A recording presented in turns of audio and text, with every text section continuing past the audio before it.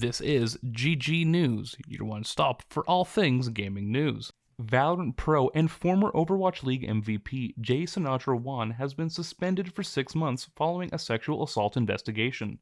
The suspension comes after Riot's investigation of claims he sexually assaulted his former girlfriend. The suspension will last till September 10th and will require Wan to participate in professional conduct training before he can resume playing. In a statement Riot released, they said even though they didn't come to a definitive conclusion on the allegations, the competitive operations team had serious concerns with Sinatra's conduct during the course of the investigation. Riot's ruling stated, it was determined that on at least 2 occasions, Sinatra misrepresented certain facts, made false statements, and did not cooperate with the investigation in a way expected of a professional Valorant esports player. IGN staff published an open letter criticizing their management's decision to pull an article supporting Palestinian aid groups. On Tuesday, IGN editorial staff published an open letter denouncing Sunday's removal of an IGN article that was linking to charities supporting Palestinian victims.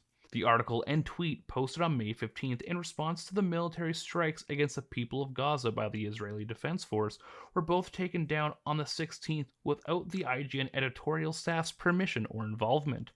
The letter states that IGN staff were appalled by the management's decision to subvert our editorial autonomy and remove our post directing aid to the Palestinian civilians currently suffering a humanitarian crisis in Gaza, the West Bank, and Jerusalem. The letter was signed by over 60 staff members and is calling for a full transparency about the events that led to the takedown, a commitment from management to reinstate the removed article, and to formally recognize IGN's editorial independence and autonomy. eBay is banning the sale of adult video games starting in July. The site explained in a blog post that it will be implementing a ban on adult video games as part of a widespread initiative to stop the sale of mature content. This includes games with a rating of X, XXX, R18, or unrated for an adults-only audience. Games like Red Dead Redemption or Mortal Kombat will be safe as those games have received a mature 17+ rating. The ban will also prevent the sale of sexually oriented books, comics, anime, magazines, and art. Twitch subs will soon cost less depending on where you live. The streaming giant's previous price for subscribing was $5 US per month and would roughly translate the price into other currencies, leaving many countries paying significantly more in comparison. But earlier this week, Twitch said it was introducing local subscription costs to try to level things out, stating the vast majority of countries outside the US will see lowered prices. According to Twitch, the new rollout will first take place in Mexico and Turkey, with the rest of the world rolling out in Q3 2021.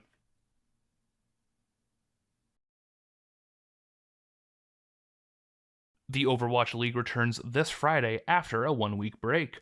The league is hoping to get right back in the saddle as they move into the June Joust tournament, which will take place June 10th. The announcement of a new tournament, however, did come with some changes to how the league will operate moving forward. These announcements include hero pools that the league says will show more hero diversity by rotating out who can and can't be played week after week, though they said heroes cannot be removed more than once during the season. But maybe the biggest change will be to tiebreaker games, adding a strength of schedule tiebreakers to further mitigate against the possibility of needing to play an additional tiebreaker match.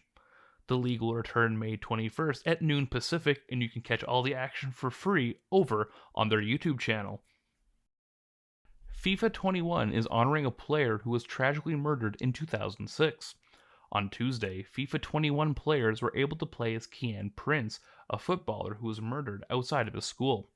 He is being symbolically re-signed as a player by the Queen Park Rangers and will also be appearing in the game. Scientists from the University of Bradford have worked to imagine what Prince would have looked like at the age of 30 and have teamed up with EA Sports to have his face imported into FIFA. He'll appear for his boyhood club and wear the number 30 to reflect how old he would have been. And that's it for today's edition of GG News. We'll see you next time.